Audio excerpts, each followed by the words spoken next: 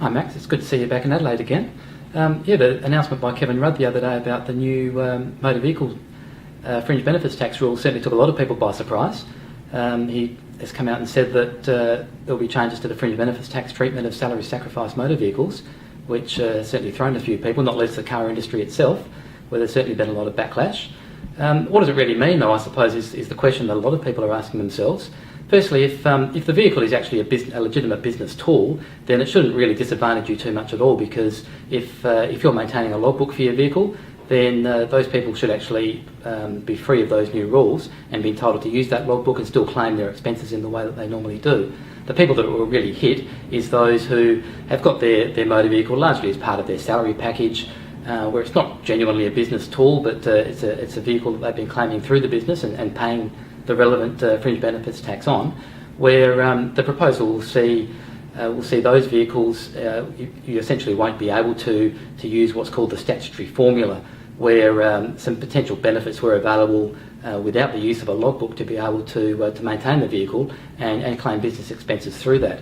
I suppose one important thing to understand is that this is just a proposal, and with an election looming, we still don't quite know what the outcome of that will be, obviously. And if the Labor government is not re-elected, then the indications are that these new rules will fall by the wayside along with that government. But if someone's actually coming to me today and saying, well, I'm looking at salary sacrificing a vehicle, what should I do? Then that does become a very relevant question. And at this stage, if the person's really able to hold tight until the election, then that would probably be my advice, is to wait and see what the outcome of that is, because that could change things significantly.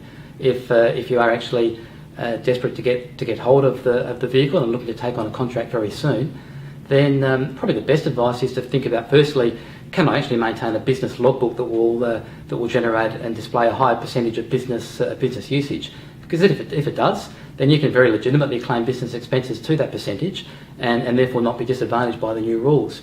If the vehicle really just sits in your office car park through the whole day and doesn't move, so zero business use, then potentially if these new rules do come in, then you may well have a problem, because you'll still be able to claim tax deductions for it, but the Fringe Benefits Tax impost on that will be quite significant and potentially may take away any benefit that you might have otherwise got through holding that vehicle through the business.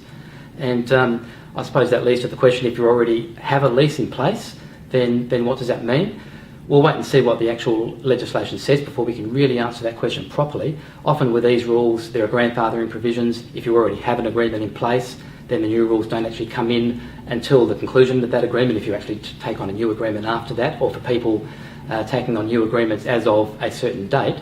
So I suppose at the end of that, very difficult to advise what will happen to people who are in the midst of a current leasing agreement.